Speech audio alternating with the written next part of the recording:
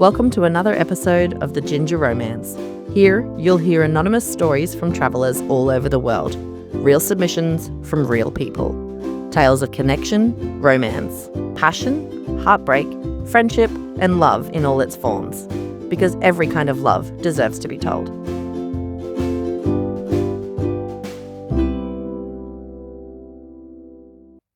This week on the Ginger ROAMance, we share a passionate encounter set in France. This story is about intimate nights and an outrageous ending that none of her friends believed. Let's get into it. I need to start this by saying I wasn't looking for love. In fact, I was looking for the exact opposite. 3 weeks before leaving for France, I'd found out the guy I'd been seeing back home had been telling me one story while living an entirely different one. You know when something happens and you don't even cry straight away. You're just stunned. That's where I was. Everyone kept telling me I'd dodged a bullet. But I didn't feel like I'd dodged anything. It felt like I'd been hit by it. The trip to France had already been booked. 2 weeks. Nice, Cannes, Saint-Tropez, Paris. Originally, it was supposed to be this romantic fantasy where I'd sit in cafes, journal about my personal growth, and somehow emerge as a wiser woman. Instead, I landed with one very different goal. Fun. Not healing, not self-discovery, hot, steamy fun. At Nice Airport, I downloaded a dating app before I'd even collected my luggage. That should tell you everything you need to know about my mindset. My first date happened less than 24 hours later.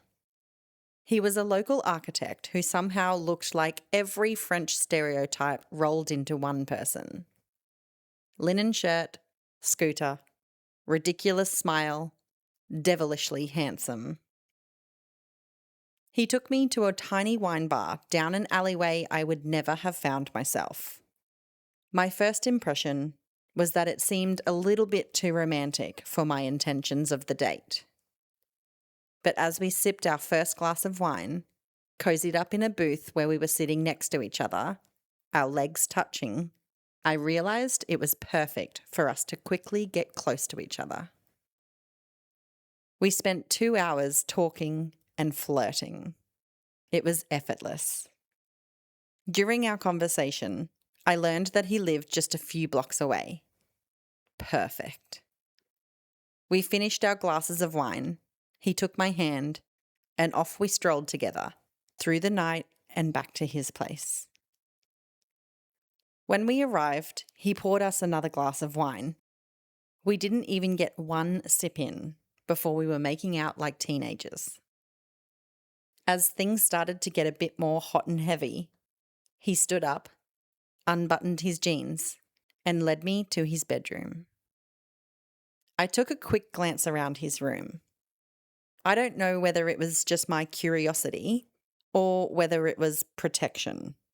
You know, one final security check to make sure I wasn't in a serial killer's bedroom. The only thing I could notice was that it was surprisingly neat and clean. And before I could think any further, he had pulled me to the side of his bed and started to undress me. The sex was hot. Just the right amount of everything. Tongue in his kisses, slow and sensual as it was building, then rougher and harder as we were finishing, with some consensual spanking thrown in there. We were laying wrapped in each other's arms, and I remember thinking, I won't stay the night. I'll head home. But as we lay there, my head on his chest, listening to his heart rate slowing down, we drifted off to sleep. I woke the next morning and I realised something. For the entire night before, I hadn't thought about my ex once. Not once. And honestly, That felt better than any revenge. He stepped out to go get coffee and pastries. We enjoyed them together as we sat looking out his little balcony. He walked me to his front door. I kissed him goodbye. And that was that. In Cannes, the next guy was completely different. A sailing instructor. Tanned, confident. The kind of person who seemed permanently relaxed. He convinced me to join him and some friends on a boat for the afternoon. Although they didn't speak fluent English, I didn't care. I was on a sailboat in the French seas, surrounded by some really good-looking men and women. And there was something strangely attractive about seeing someone in their element. Everything he did was done with such precision and grace. I don't even think he was actively trying to impress me. But seeing him sail that boat and the way he was with his friends, I was already impressed. We spent the afternoon sailing around, listening to music, enjoying drinks, and swimming. For months, I'd been analysing text messages and mixed signals back home. Suddenly, I was spending time with people who simply said what they meant. It was refreshing. When we got back to land, we said goodbye to his friends and stayed on the boat to keep enjoying our evening.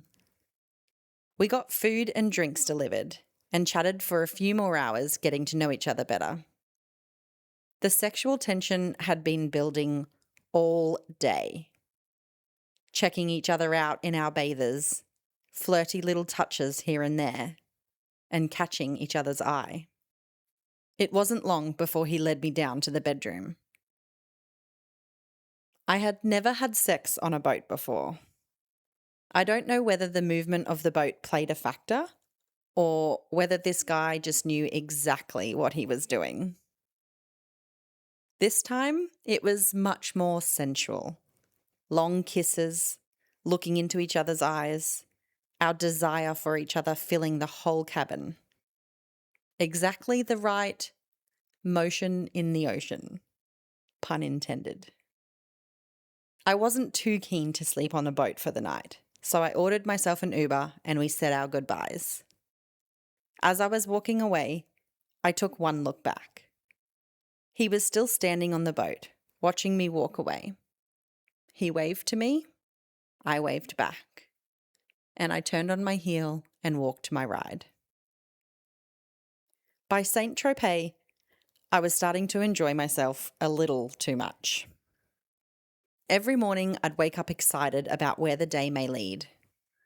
Not because I expected anything, because I expected absolutely nothing. No pressure, just experiences. This guy was probably the most unexpectedly attractive one. Not because he was the best looking, because he was the funniest. He was a chef who worked at a beachside restaurant just outside of town. Slightly messy dark hair, sun-kissed skin, permanent smile lines around his eyes. The kind of man who looked like he spent more time laughing than worrying. We met for drinks at a beach club just before sunset. What was supposed to be one drink turned into dinner. What was supposed to be dinner turned into a walk along the marina. What was supposed to be a walk turned into us sitting on the edge of a dock at midnight, sharing a bottle of wine and making up ridiculous backstories for the super yachts parked in front of us. He had this way of making everything feel light. No games, no pretending to be cooler than he was. Just genuine fun. By the time he kissed me, it felt less like a surprise and more like the natural next chapter of the evening.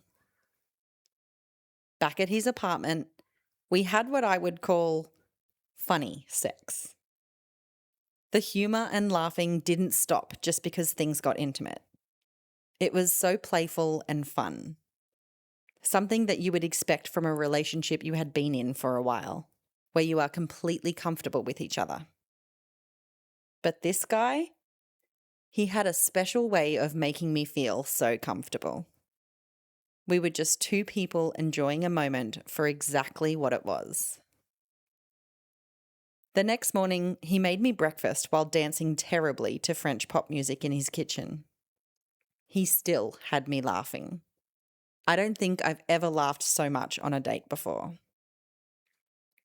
After that night, one evening, I was sitting in a crowded square with live music playing nearby, and I remember thinking, maybe this is what freedom feels like. Not running away, not proving anything, just allowing yourself to enjoy your own life again. Then came Paris, the final stop, and the person who turned a great holiday into a story I'll probably be telling forever. His profile wasn't particularly impressive. His photos weren't great. His prompts were one-word answers, but he didn't have any photos holding fish, which already put him ahead of most men online. But our conversation was brilliant. Playful, curious, and smart. Our first date was supposed to be coffee. That's all either of us had committed to, and I thought that was a safe bet, in case he wasn't so charismatic in person. A simple afternoon coffee. 5 hours later, we were still together. We wandered through side streets, stopped at a tiny wine bar, shared a plate of cheese neither of us could pronounce properly, and somehow ended up sitting on the riverbank watching boats pass by. He was one of those people who could talk about absolutely anything. Travel, history, relationships, politics, music, childhood dreams, embarrassing stories. Nothing felt forced. The conversation just flowed. And at one point, I realised I'd completely forgotten to check my phone, which, in modern dating, might be the biggest compliment you can give someone. By the end of the evening, I knew two things. Firstly, he was genuinely one of the most interesting people I'd met on this trip. Secondly, the sex was the best sex I had had on this trip, so I was definitely going to see him again before leaving Paris. On our second date, we'd spent hours talking about relationships, attraction, and the strange things people only admit when they're far from home. Once we were laying in his bed, the conversation drifted into the topic of unconventional experiences. Not because either of us were trying to shock the other, more because we were swapping stories about travel and the situations people find themselves in when normal life is temporarily paused. He joked that we seemed like the kind of people who would accidentally end up in a threesome. I laughed. He laughed. Then we both stopped laughing because we realised neither of us was entirely joking. What followed wasn't impulsive, and it wasn't accidental. We asked each other questions. Would you rather it be with a female or a male? Both of us agreed we would be open to either. What are we most excited about for an experience like this? Do we have anything that we are not okay with? It felt like the right time to discuss the logistics and boundaries. When we woke in the morning, we agreed that we would head out that evening to see if we could find someone that would be interested in joining us in the bedroom. We were at a lively wine bar chatting with a group of travellers. I had my eye on one man. He had his eye on one woman. Both charismatic, both confident, both people we'd genuinely enjoyed talking to. We excused ourselves for a moment to have a quick chat about how we should approach this situation. We decided that I would ask the man if he was interested in joining us, and he would ask the woman. And if one of them said yes, then that would be the person joining us. We would give each other a quick thumbs up or thumbs down to communicate with each other on who the lucky person would be. Turns out, my guy said yes. His girl also said yes. We gave each other the thumbs up signal at the same time and immediately laughed out loud at the situation we had gotten ourselves into. I turned back to my guy and said, "How would you feel if 3 became 4? He was on board, so we approached the other 2 to see if that was also an option for the woman. She was also on board. After realising what we had all just agreed to, everyone laughed. No one looked uncomfortable. No one looked surprised. There was simply this feeling that everyone present was curious, respectful, and on exactly the same page. I have never even had a threesome before, let alone a foursome. But somehow, I feel like that dynamic works really well. No one ever feels left out. There's enough body parts for everyone to have a really good time. Twice over. And luckily for me, being a bisexual, 3 times over. What I remember most isn't the novelty of the situation. It was the atmosphere, the laughter, the honesty, and the complete absence of pressure. 4 adults who barely knew each other having one of the most unexpectedly fun nights imaginable. It wasn't just the details that stayed with me. It was also the feeling, the freedom. The next morning, we all went out for coffee, which somehow felt even more surreal. Nobody was weird. Nobody was pretending the previous evening meant more than it did. We simply shared breakfast, laughed about travel mishaps, and eventually went our separate ways. I've never seen any of them again.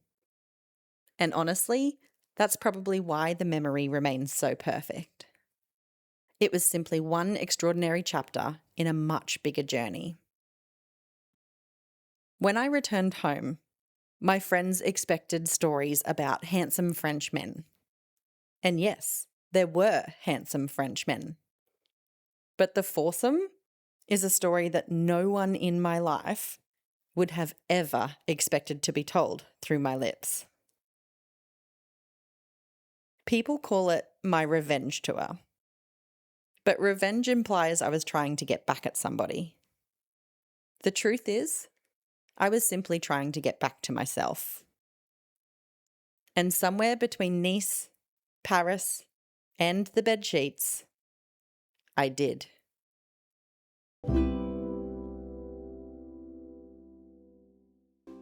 That's where the story ends, but not where my thoughts do. This revenge tour sounds like a lot of fun. What I think most people will probably focus on is the foursome. And while that's an awesome ending to her trip, I think there's more to take away from the story than that. What she's showing here is what happens when someone stops making decisions from a place of hurt and starts making them from a place of curiosity. So here's my question for you. How many of the things you've done after heartbreak were actually about getting over someone? And how many were about finding your way back to yourself? Sometimes the line between the two is a lot blurrier than we'd like to admit.